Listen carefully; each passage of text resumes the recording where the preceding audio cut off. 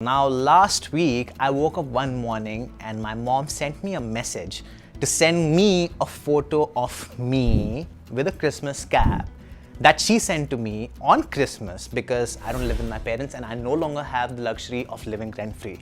But that's not the point. I felt shy clicking a photo of myself, okay? But it gets weirder. Last week, I also read this bit from Reuters which said Delhi police reportedly used a facial recognition tech at one of PM Modi's rallies. It even has a cool acronym, AFRS, which stands for Automated Facial Recognition System.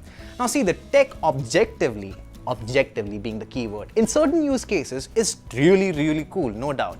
We have readily accepted facial recognition as a de facto mode of unlocking our phones and laptops. But when the context changes to mass surveillance, things kind of get really creepy. The AFRS initially was intended to identify missing children, but the use case was extended to snoop on the rally where thousands of people gathered to hear what PM Modi had to say about the Citizenship Amendment Act. Now, some reports cited a Delhi policeman saying that the tech was used based on credible intelligence inputs about possible disruptions. The spokesperson also said that the Delhi police assures the best industry standard checks and balances against any potential misuse of data. He also added that racial or religious profiling was never a relevant parameter while building these data sets.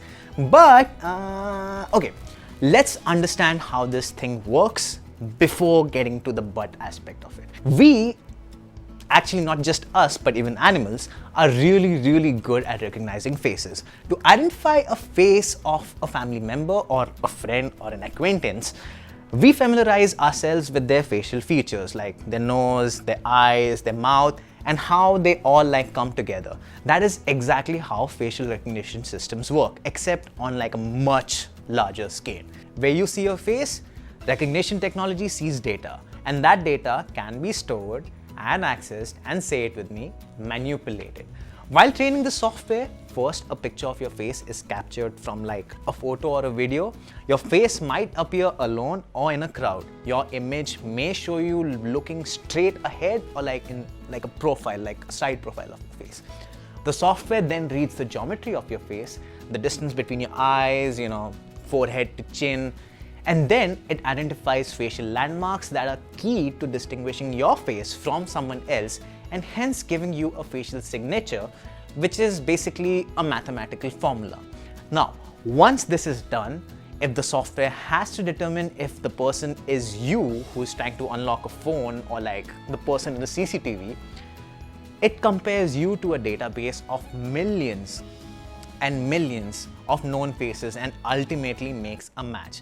Now, it turns out the databases where your facial data is stored is easily accessible by several law enforcement agencies, not just in India, but around the world.